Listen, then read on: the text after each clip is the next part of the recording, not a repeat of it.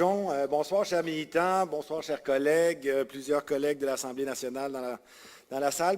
Bonsoir également à nos collaborateurs, nos collaboratrices de l'aile parlementaire. J'aimerais aussi saluer la leader de l'opposition, Agnès Maltais, qui représente les électeurs de la circonscription de Tachereau depuis 1998, que j'ai le bénéfice et le privilège d'habiter.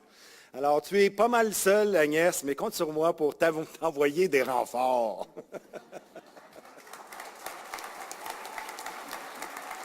Berceau de notre histoire, chef-lieu de la Nouvelle-France, nous sommes dans une grande capitale des Amériques avec laquelle nous devons renouer au plan politique. Pour moi, Québec constitue l'exemple parfait d'une ville qui a réussi. Constatons l'évolution socio-économique des 20 dernières années. C'est une inspiration pour l'ensemble des Québécois. Les citoyens de la capitale veulent qu'on continue de leur faire confiance dans l'audace et dans la vision qu'ils ont de relever des défis et d'améliorer la qualité de vie et celle de leur famille. Durant mon passage aux affaires, j'ai fait confiance à la population de Québec. Aujourd'hui, Québec, c'est des entreprises de haute technologie qui se démarquent partout sur la planète. Pensons à Frima, Demarque, Squeeze.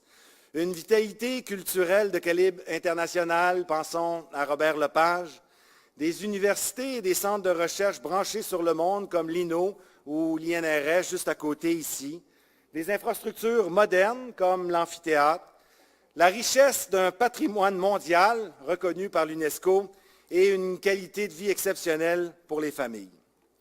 J'ai une grande ambition pour Québec. Je veux que cette ville magnifique devienne la capitale d'un État, au même titre que Washington, Londres et Paris. J'ai décidé d'entrer en politique pour faire du Québec un pays. La détermination qui m'anime, elle est reconnue de plus en plus par les Québécois. Ça confirme une chose, quand nous prenons le temps de leur parler, ils nous entendent. Mais il ne faut pas faire d'illusions, il reste encore beaucoup à accomplir dans ce dialogue. L'indépendance est le meilleur moyen d'enrichir les Québécois et d'assurer le développement de notre nation. Plusieurs en doutent, il faudra les convaincre.